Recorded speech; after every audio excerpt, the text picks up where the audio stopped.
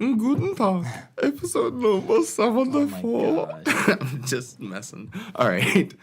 Here we are. Episode number 74 of Stream of Thought. And here we are with Victor and I starting the conversation about, Victor has had a rough couple of, you know what? We're restarting this. Why? Because you were doing great. Well, what are you talking about? you started off. Okay, so this is how we start things off. So I went to go see Black Panther. We talked a little bit about that and just the obstacles that I experienced in making an attempt to get to the movie theater and watch that movie. And the fact that Victor was able to get into Black Panther in a bad mood and leave saying, it's a great movie. It's a great movie. But... And then we're not going to tell you why. So you have to listen to the episode as to why. It's a great movie. It's kind of heart-wrenching. But then we end up talking about powerful moments in movie. What is it that makes you like moved when you see a film? Out of a movie and you say, "Wow!" Things that blow you away.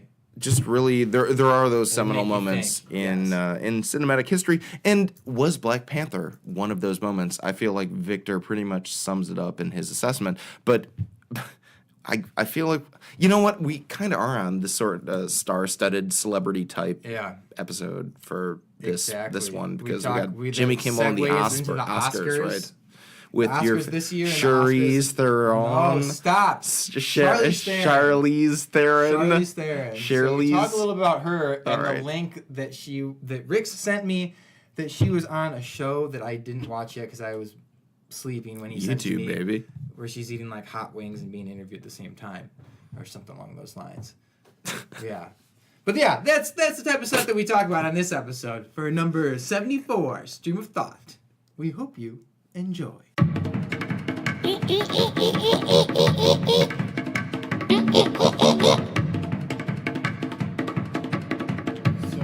did I tell you that last week I was planning to go see Black Panther, and then last minute I decided not to, and I saw the movie I, Tonya with Margot Robbie, which is a fucking awesome movie. Oh, really? That's about Tonya Harding and a kick-ass movie. Nancy Kerrigan, right? Yeah, mostly about Tonya Harding. Yeah, pretty much though. But is it about the conflict, or is it about her? It's everything before Tonya Harding's whole life, or what is it? It starts with her being a little kid. Okay, so it's like it's a biography. Yeah, exactly. But dude, it is a kick-ass movie with a kick-ass soundtrack. Okay, well, define kick-ass soundtrack, because I feel like you have a very particular taste in sound. All right, whatever. Okay, fine. A lot of, like, classic rock, like, 70s, 80s music. Just to clarify. And I decided not to, and I watched I, Tonya instead, and I'm thinking to myself, I'm so happy I watched this movie, because this is a really great movie. And then I decided, I should probably go see... Your thing is off, dude.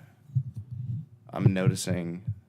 I should probably go... When I'm speaking like this right now, do the same thing to your mic, and you'll see there's not the same sound. Speaking like this? Speak close to it like that. Just say something into your mic. Just talking into my mic. Just talking into my mic. Why is it softer? I don't know. I can't figure it out. Why is it softer over here? Let's do this.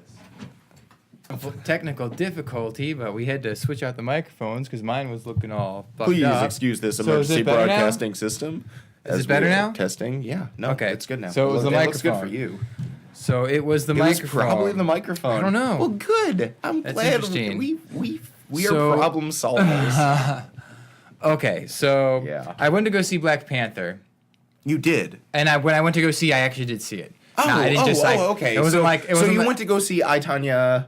earlier or on like Tuesday I think it was, and then you decided to go see Black Panther afterwards, and then I saw Black Panther on the next day, or something like that. And so, but I'm trying to figure out I want to see Black Panther, but at the same time I had like a lot going on that day, and I didn't know if like timing would work out between when the movie would end and catching the train and preparing for this audition and then also this film that I had to do. And so I go to the Glen, and I'm like, well, if this movie ends right on time, I should be able to make my train. And I'm like almost running late to the movie, but not really. It's just at the Glen, 5 minutes away. And I'm planning to park my car at the train station. And so I parked my car at the train station, but I had to park it on the side that has the gazebo on it. So I have to park, and there's no parking except in the middle of the tracks, which I have to walk my ass all the way around. It's a good city block walk to get to where you need to go. I mean, so I walk my ass all deceptively the way around, all the way around, and I get to there was a train that was going by, and so I'm standing there. As I'm walking up to the train tracks, there's a person standing there. And, okay, I get it, safety, especially, like, if you're in a car. But if you're walking, like, you can, don't stop me from going about my day because you're not walking across the tracks until the fucking gate goes all the way up. What do you mean? Like, was he blocking your way? Like, I don't get what you're... It was awkward. Paint the picture. Paint the picture. So, as I was walking up... Verbally, don't point to the ground because no one can fucking see that. So tell in words, describe in words, paint the scene. Okay, do you want me to paint the scene? No, I got this. All right, good. Okay, then do it. I am right now. There's a train finishing up, and as the train is finishing up, the gates are still down. I am walking up to the train tracks, walking parallel with the train tracks right now. So the train is going past. I'm walking in the opposite direction towards a crossing. Correct. Right? Towards a pedestrian crossing. At that crossing, the gate starts to lift up. Correct. Right? But the gate, the way that it's designed, the hinge of the gate is closest to me.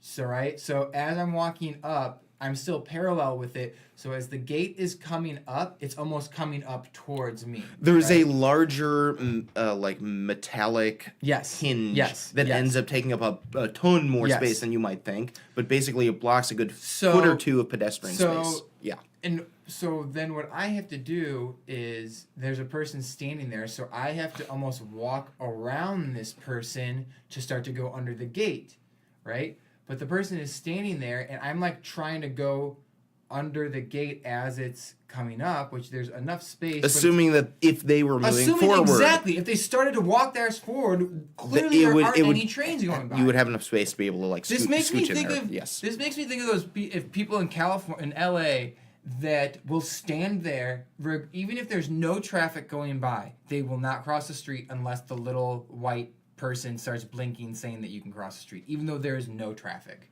I hear they're like police laws. Yeah, dude, you get a ticket for jaywalking if you cross the street when it says not to walk. Why would anyone want to live in fucking California? Seriously. Right? Anyway, this dumb bitch was pissing me off. Anyway, I guess. I thought it was a guy. I don't know. Wow, you did a really good non-gender discrimination right there. Good for you. I get to the movie theater, and I buy my ticket, and I sit down, and it hasn't started yet. Black Panther. To Black Panther. The Marvel tentpole movie I realized, 2018. And I realized I don't have my phone with me, and I'm like, crap, because when this movie... You can't watch Black Panther unless you have your phone with you. Right when this movie ends, I'm supposed to catch the train, and so I'm like, crap, I need to go back to my car. I go back to my car, pissed off, because I have to walk my ass all the way around again. My phone's not there, which means it's at my house, which means I drive my ass all the way back to my house, get back in my car, driving like 50 miles an hour down Ladies Lake. Wait, this is what time? How much time do you have when you walk in before the movie starts? Like 5 to 7 minutes. What? Yeah. 5 so minutes, you maybe. Dash out of there, you get back to your car, you speed to your house, you speed back, and then you get back, I'm assuming you dash back to the theater, and in how many minutes are you able to accomplish this? 5 minutes. Are you kidding me? Really? 5 to 6 minutes. But I get back. Dude, this is why I just because I had to get my phone because safety. No, because I was going downtown on the train right after the movie. I wasn't gonna have time after the movie to go home because the way the train schedule was, and I had to have my phone because I had the address for where I was going to go shoot this student film. Yeah. Right? Yeah. And the guy's phone number just in case something happens. Oh, yeah. No, so for sure. I had to have the phone. Okay. So, I mean, that, I think, puts it a little in perspective as opposed to you're just being reckless because if I forgot my phone, like, it was just a normal day, fuck it. I would have waited and just... Well, that's why I was like, what an interesting but I get story. back, but yeah, no. and to save time, I park on the side that the movie theater's on. And, of course, there's no parking where it is closest to park. And I didn't realize, but there was parking on the other side, but I didn't realize the parking on the other side closest to Main Street is metered parking. So I'm like, fuck this. I parked there anyway, knowing that I'm probably have to leave just a couple minutes early to drive my ass all the way around the train tracks so that I don't get a ticket while I'm downtown Chicago because it's a 3-hour max. You know what I'm saying? So I walk into the movie and I can't see anything because it's totally dark and my rods and cones are adjusted like if the sun was out because I was outside. So I like bump into the chair, sit down. I'm fucking pissed off at the movies. By the way, can I just say rods and cones? Yeah. And you just for scientific. It's the shit in your eyes that help you see. So I walk into the movie theater pissed off because I can't see anything and the movie has started and it's maybe about, I don't know. It could be anywhere from 10 seconds in to, 5 minutes in. It's the very beginning scene when they got the dad, the uncle, and this other guy, right? And I'm just like, this movie's ruined. This movie's fucking ruined. If I can't watch the movie from the beginning, it's ruined. And normally, I enjoy sitting down and watching previews because I just love watching to see what's coming up. But it didn't bother me that I missed the previews because I just seen the same previews 2 days before watching I, Tonya, And so I sit down and I'm just like, I have no idea what's going on. Fucking A. This is just, I was quite irked. And the movie proceeds. I calm down and I watch the movie and I'm like, oh, well, this is a few times I was like, oh, well, I haven't seen this done in a movie before. This is pretty interesting. This is cool. And then by the time that they're doing the, because I walked in kind of like disgruntled. Yeah, no, absolutely distracted and I like, walk in disgruntled, just thinking you're just like, all right, Marvel, let's see what you got. Yeah, it's like I'm going to see this movie. Like my day's already fucked up. Like just add to my fucked up day right now. Like show me a shitty movie. Like show me something I'm gonna go plan about. Not because I want to, but because of all the hype. Yeah, right. Exactly. So I'm watching this movie, and when they're doing the scene where he's being the ceremony where he becomes king and then Baku challenges him and that scene is happening and so I'm like, okay, this is all right, I'm having a good time right now. This is pretty cool. And I'm watching the movie and very fun movie to watch. A lot of cool action scenes, a lot of stuff with like technology that's you've never really seen in movies before. It ended on time. And I was able to catch the train. But I thought to myself, you know what? I could have never seen this movie ever in my lifetime, and I would have been okay. It was a cool movie. It was fun to watch. I don't see what all the hype is about. Wow. So you run counter to the 97% Rotten Tomatoes score. On the internet? You are going against the internet? Are you a Russian bot? Tell me. Are you a Russian bot? This is what I did enjoy. The interweaving of black culture. I thought that was really great. Especially my favorite scene was at the end when Michael B. Jordan says like, I don't want to what do you say, bury me with my ancestors in the ocean. They knew it was better to be dead than to be held in bondage. I was like, oh fuck. Damn, that was a sweet line. So I enjoyed that, and it was visually pleasing. But again, I think this is just one, because I feel like this about all of the Marvel movies. Like, okay, cool, fun movie. I don't understand why they're so fucking great. Yeah, they're cool. They're not like that amazing of movies, though. No, I understand. I would say, like, okay, so I understand why a movie like that would get such a high review, right? It is exciting. It has the Mission Impossible type feel of like the constant action and adrenaline. Yes. Really good acting. Really funny at the times it needs to be funny. Really serious at the times it needs to be serious. It like moves you, makes you feel emotion, stuff like that. And then there's the added component of race. It was a pretty much primarily black cast that was in Black Panther. And so you had the component of the black community saying, like, for the first time, a tentpole studio has chosen to make a major film that stars an underrepresented group in Hollywood, basically. And so that's an added dynamic that you've never seen a major studio give complete creative control to a black director to do whatever they want, including hire and direct with an pretty much entirely black cast.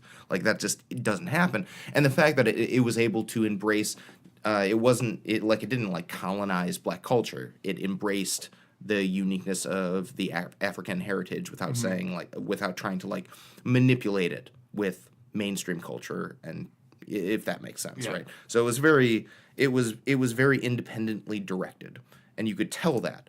But in regards to its originality and uniqueness in the story itself, like I felt the same way about Wonder Woman, right?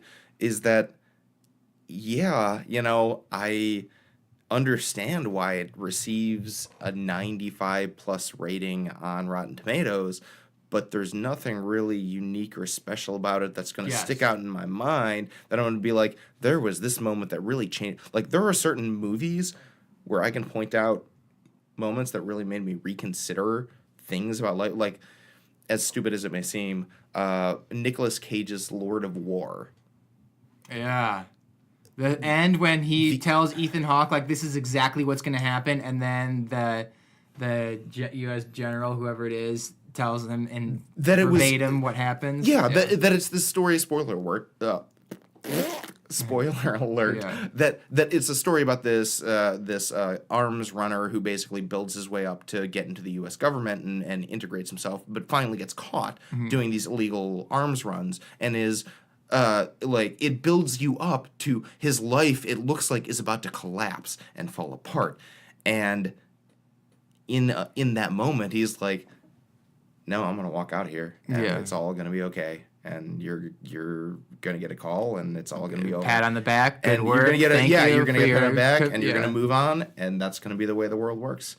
And it happened, and I'm just like, that is like reality at its most raw. Like, as cinematized as it may have been, it was a perfect representation, I think, of the way that certain aspects of the world work, and it was so perfectly portrayed because it built you up like he's gonna lose everything. It's this character downfall of like, it's what happens to this seemingly noble individual who becomes corrupted by power and influence. What happens to them? They fall. And it spun it because it was like, he doesn't fall. Yeah. He, in fact, rises and continues on his way. And it was a subversion. And so moments like that in film, you can remember and you can be like, yes, I can point to that as something that is like a perfect example of some way that the world works.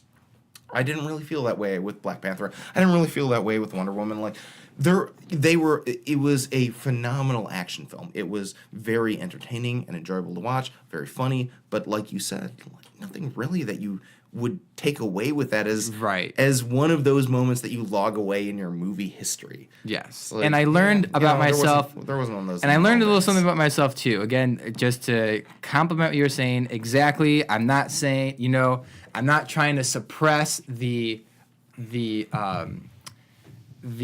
cultural significance this movie has on the black community or just America in general and minorities. Like, I get that, but again, I didn't walk away like just astounded at how phenomenal of a movie this was. It's just like, okay, cool, saw the movie, action, it was fun, whatever. And to be fair to the movie of what it would be capable of doing, you figure you can only do so much, right? This was a revolutionary step in itself in being what it was, with a primarily black cast, directed by a African-American director, and just everything about it was very culturally significant. You can't insert those cinematic dynamics that subvert like cinematic norms, like twists and plot and stuff like that, and also be able to fully appreciate the cultural significance of the film itself. So you can't be like, this is a revolutionary movie because of its plot twists and stuff like that, and this is a revolutionary movie because it's all of its cultural significance as well. Like you have to pick and choose. And so, unfortunately, because we don't have any other modern day examples of movies that are like Black Panther, you can't really insert those moments of awe and wonder of just cinematic like or directing brilliance that you would be able to in another sort of mainstream movie. I also don't know how many people are just like super into superheroes. Like I'm not. Like I think it's a cool concept, but like I'm not like gung ho on superheroes. I like that was something that I thought, and then after watching Black Panther, it just kind of reaffirmed like, nope, yeah, with Thor and the Avengers and Hulk, Spider-Man, Iron Man, all these fucking movies, they're cool to watch, they're fun to watch, but I'm not on the superhero train. Yes, and I think that's a category to itself because as you were talking, except Batman, I like Batman a lot, but I like the I prefer Batman. Like the Riddler and the old school Batman from the '90s, Michael Keaton as well over the. But it's a different taste. It's just a different. It's entirely different taste. But I like Batman, but like I'm not even like balls to the walls for Batman. Even. But you look at things that are not superhero related. Recently, in the past couple of years, you have Get Out, for example, which was just a phenomenal movie in so many different ways. And that was really able to embrace all of the eccentricities of both creative film directing as well as the racial and cultural components that just fused everything together. And it's like, that leaves you in awe. Like, that's a movie that I would walk away from like, wow, I totally remember the plot of that. I remember the dude running like in the night, like running. Like what is going on? There are so many moments where it's just like, yeah, no, totally. When he discovers the pictures of her with her previous flipping boyfriends, through it in like, the cabinet underneath. What? Yes, at the moment of revelation and realization, it's like as he's trying to get out, and then the satisfaction when he rams the deer horns into. Oh yeah, and he's got also like I think he's got like a pool ball when he smashes it over that guy's head. Yeah. That was a fun movie. So it was a fun movie, and so it was. That was a movie that I walked out and I was like, wow, I gotta see that again. And that was so great. I mean, I'm so sad it didn't win Best Picture because it was really just, it was memorable, it was fun, it was accessible to everyone. Like anybody and everyone could watch it and just be like, this is a fun movie. I like, really wanted him to win all three of those awards: Best Picture, Best Original Screenplay, and Best Directing. That would have been so fucking awesome. Did you watch the ceremonies? I recorded them, and funny story. So I recorded them last year too. I can't remember the last time I actually sat down and watched the whole thing. I don't think I've ever done that. I recorded it. I record it, and then what I do is I watch it after it's been recorded, and it only takes me about 45 minutes to an hour to watch, including the opening monologue and the categories that I actually care to see. You know, no disrespect to best costume design or like editing, but I just don't care about that. I really only care about. Do you watch the in memoriams? So I sometimes, yeah, actually I do. Yeah, I don't think I watched it this time. I think most years that I actually. And I watched the performances, but this year I didn't care about any of the original songs, so I didn't care. I didn't watch any of the performances. I think I watched the memoriam. Obviously, I watched anytime Jimmy Kimmel was talking. Of course, I had to watch that. But I really only want to see Best Picture, Best Director, Leading Actor, Actress, Supporting Actor, Actress, and the screenplays, Original and Best Adapted, and maybe like one. Did you have any particular? But this is what happens. Yeah. So I'm getting near the end, right, and I'm like, oh no. The Oscars I think went maybe 3.5 hours. It's only scheduled for 3. So I watch about an hour of this, and I don't even get to see what I really wanted to watch. Best Director, Best Picture, Best Actor, Best Actress. What the fuck? So you totally missed it. So, and I totally missed it. Why would you not, like, that's one of those I don't know why. things that you understand. Like, you can, no matter what you do, you always record an hour later. Yeah, than it you can used to add be. an extension. I don't know. always add an extension, especially for live events. You will always, and like if you're doing a sporting event, if you're doing a ceremony, if you're doing a awards thing, you always add the freaking hour. I don't know why I didn't do that. And then I realized, come on, man. After I did that, I was like, well, I have to just look on the internet now. And I thought, you know what? I really don't need to put myself through this again next year. I can just totally not watch the Oscars and look on the internet. I don't want to do that, but it's not worth wasting an hour of my time. Do you remember last year? Yeah, last year was great. Did you watch it? Of course. As it happened? Yeah. You watched it as it. I don't think I saw it as it happened. Last year and the year before, it was great because I was recording it and I was doing something and I came back and I started to watch it. And this was the year they announced the. And I started to watch it. Lala. I started to watch it and then I was able to catch up to it while it was still being live, fast forwarding through a bunch of stuff. So it was perfect because like when Leo won his award, I think I caught up to it and I was able to watch the last 15 to 20 minutes live as it was happening. So that was pretty cool. Dude, that's one of those cultural moments. And the same thing happened. The same thing happened last year where I'm watching it and I got to a certain point. Do you remember what you were thinking as it was happening? Like, no, I thought to myself, I'm sorry. No, Best Picture. Way. I could not believe this was happening.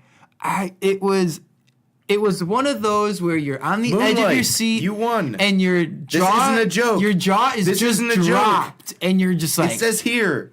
What? And then the producers come out and they're like, actually, it was a mistake. Well, I remember I was listening to when Jimmy Kimmel, I think, did Nerdist. I think he asked him, like, at what point did you realize, like, things had gone wrong? He's like, well, when I saw the stage manager walk out on stage with his headset on, and he was like, I realized this guy doesn't belong up there. I should probably get up and say something. Yeah. I remember that interview. My favorite, opening monologue that he does, and what Price Water Cooper, whatever the hell their name is, and they made a statement like, our single devotion is to make sure we get it right or whatever, something along those lines. And Jimmy Kimmel was just like, so what have you been doing the last 89 years? That's your only job. Oh, man. Yeah. What do you think of Jimmy Kimmel? How do you know him? What do you know him from? I remember. So I never watched The Man Show, but I remember him doing The Man Show. That's where I remember him from. With who? With Adam Carolla. The Man Show. So he got his. Jimmy Kimmel got his. I was trying to remember before he was on late night. I was like, he came from somewhere, but I couldn't remember where. The Man Show. He had started in radio, and he's like fucking around at this radio station. That's why I started not like. He was messing around at this radio station, and they said they did some gimmick on the radio, and then a guy came to the radio station and was like, oh, yeah, like, I'm here because you were mentioning something on the radio the other night. He's like, oh, well, no, you can just, like, call in. You don't actually have to be here. But, okay, well, since you're here, come on in and we'll talk. And it was Adam Carolla. And somehow Adam Carolla got involved. I don't know if he was on the radio or what, but that's how he got to know Jimmy Kimmel. And then just, like, one thing led to another, and they started doing the Man Show. I can't remember what Jimmy Kimmel did after the Man Show, but then, of course, one thing after another, and then he was doing talk show, and then they asked him to do the Oscars. I wish he would do it again next year. He's great. Have you paid attention? I don't know if you've seen that he's been making headlines in the national news. For what? When his son was born. Oh, right, yeah. You heard about that. And then there was a week where he didn't do the show because I think he had to go. He was in the hospital, and like I think Jennifer Lawrence was a guest host, and then the next day was maybe Margot Robbie, and the next day after that was someone else. It was like for a whole week. Bruce Willis, maybe, I don't know, I can't remember, but that happens sometimes when like someone. But you're totally right, by the way. I have no idea. When they step, it was like for a whole week, but that's happened on Letterman and Jay Leno, I think too. for some reason they can't do the show. They just bring in a celebrity to be a guest host. I have to say, dude, like from Chris Pratt he did a night for Jimmy Kimmel. Yeah. That was for sure. Yeah. From the frat boy persona that he had coming into late night television to where he is now. Oh yeah, they mentioned that and he was like, I was never a frat boy. I was never the type of guy that they associated with my demographic that I had. I was never that type of guy. Yeah. But yeah. Yeah, he always came off as a very like douchey, like I'm trying to like get a reaction type of person. Like, yeah, get a reaction. And those type of personalities tend to grate on individuals, myself included. And so when he came into late night, I was like very skeptical and whatever. But in the past couple of years, especially, he's come out and he's made some very salient points. And I feel like listening to him in his monologues, because now, guess what? The best part about YouTube is that even though they don't stream the cable show or the show in its entirety. The like mainstream CBS, NBC, like all those mainstream programs they do talk shows. They don't stream the entire program on a single video on YouTube. However, there are other individuals who upload the entire episode. Nice. And the only thing is that they populate it with like as many ads as they can because they're pirators, so they're trying to make money off of it. But if you have an ad blocker or something like that, then it's not an issue. But Jimmy Kimmel is one of those that sort of pops up as the fully streamed live, and so I take advantage of that. I'm like, I like what he has to say, so I'll listen to his monologue. They don't post it on YouTube, and I'm not going to go to ABC to watch his monologue or anything like that. He's a very enjoyable figure to watch. He's a very down to earth, relatable type person, the kind of person who you would see yourself having a beer with, like somebody who very. What was I else? He'll listen and he'll be honest. I can't. There's something else I was gonna say about him. About him? But I remember it wasn't necessarily about him. But the other person who I really enjoyed watching host the Oscars one year was Ellen DeGeneres. She was really great at hosting, and I liked when Jimmy. I think it was, I don't know. Yeah, I think it was last year. When he was hosting, when they brought people in, like the tourists. They brought them into the Dolby Theater. Yes. Yeah. And that I couldn't believe but at the same time I could. That one guy wasn't even present in the moment. He was just filming everything on his phone. It's like, dude, you have Charlize Theron right in front of you. You have Denzel Washington right in front of you. Speaking of Meryl Streep right in front of you. Charlize Theron. I didn't get to watch that. You didn't get to watch it? Are you kidding me? When you said that to me, dude. When you sent that to me, I had like just woken up. I was disoriented and I fell back asleep. Are you fucking kidding me? No. You should have seen what? The title of the text, which was Hot Wings or something like that. Charlize Theron, Theron, your love. I know. Eating hot wings and blowing her mind on YouTube. Don't ruin it for me. I'm gonna watch it. It was delightful. It was sensuous. It was seriously. Pretty. Actually, after watching it, I'll tell you this. After watching her interview,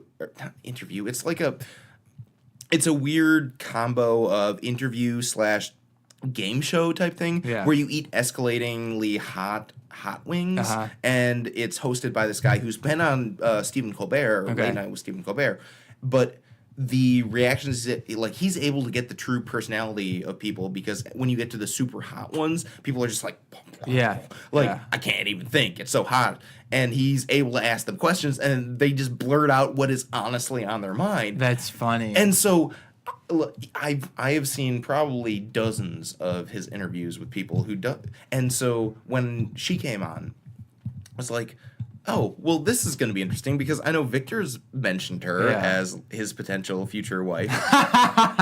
And so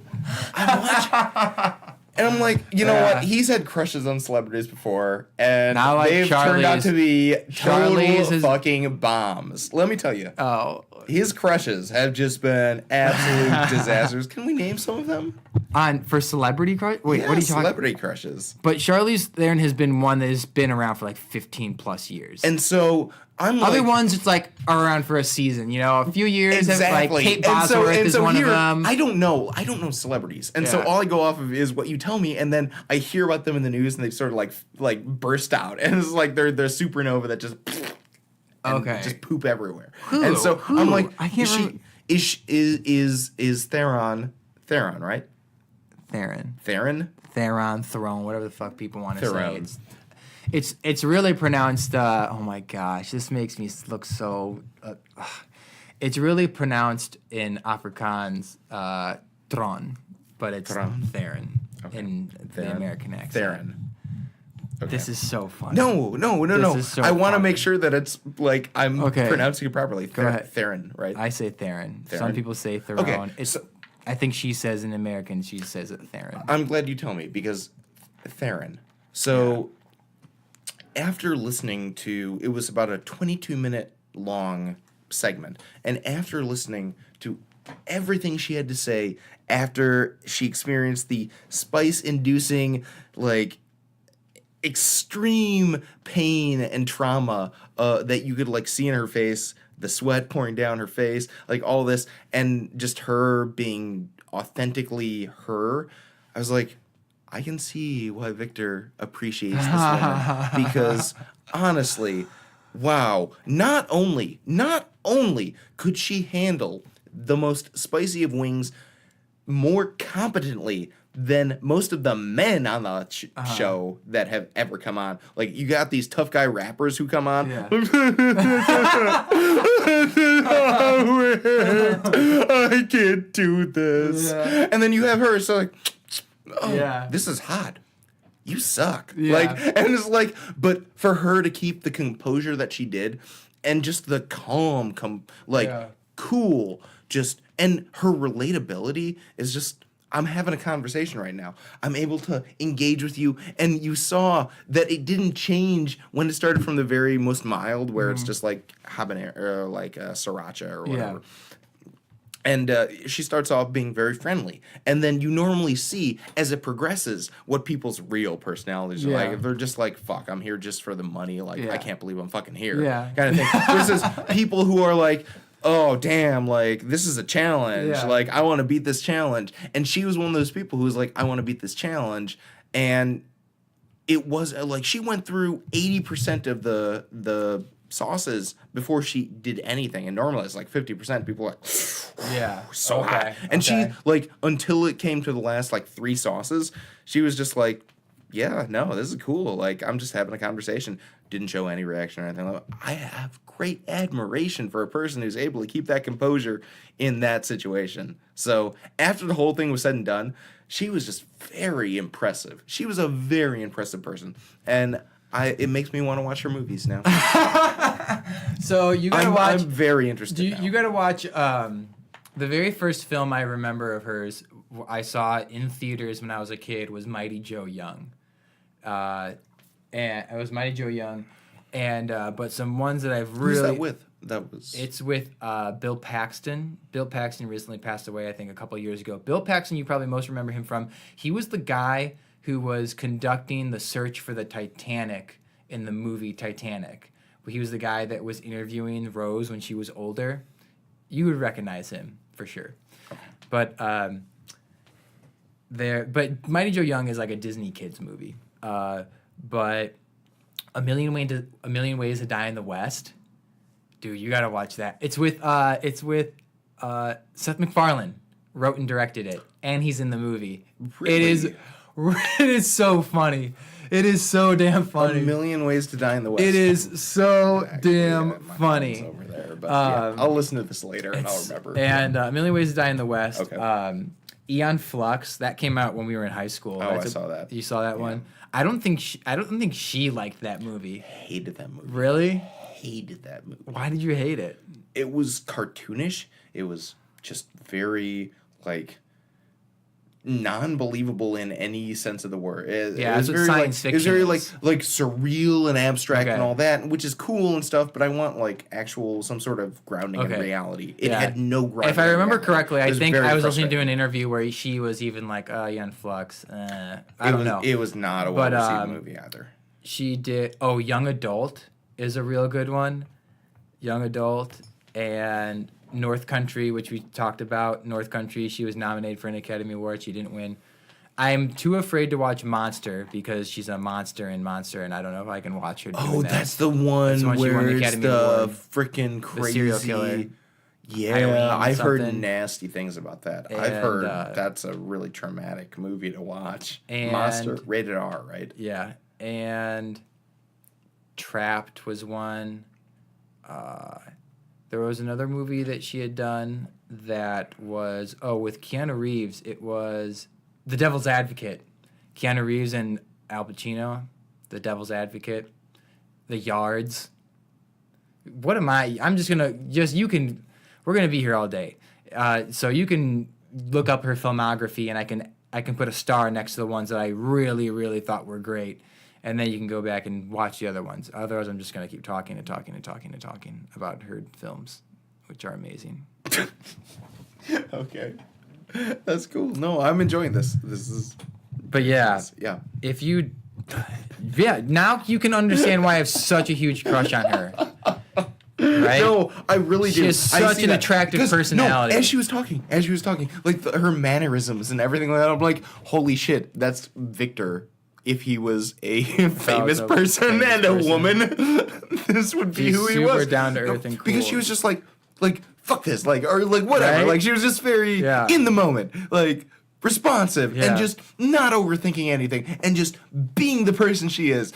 And I'm like, I see why Victor likes this person because she is not scripted. She is not meek or mild. She is real. Yeah. She is damn real. She's real. Yes. And so that was just posted today, actually. The day that we are filming this episode. However, that expired. chicken the wing thing that I sent you. Okay, cool. The hot wings. I'll have to watch that. Charlize Theron. Charlize Theron. That's so funny that you mentioned that. Well, because I had noticed that, like, yes, you know what? I'll give it a shot. This is Victor's future wife. And then I realized she was married and has kids. No, she's not married. Yes, No, she's not. What? No, she's not. Oh, she has kids. She has 2 adopted kids. Oh, okay. Maybe that's why I interpreted that she was married. No. All right, fine. I'm sorry. I didn't mean to offend you. No, I'm not offended. No, what are you talking about? Absolutely not. I could tell. Absolutely not. I was just disappointed that you didn't do your research and already know that. I didn't. Rix, I'm just disappointed that you made assumptions. Well, you know me, man. No, it's cool. Until next time.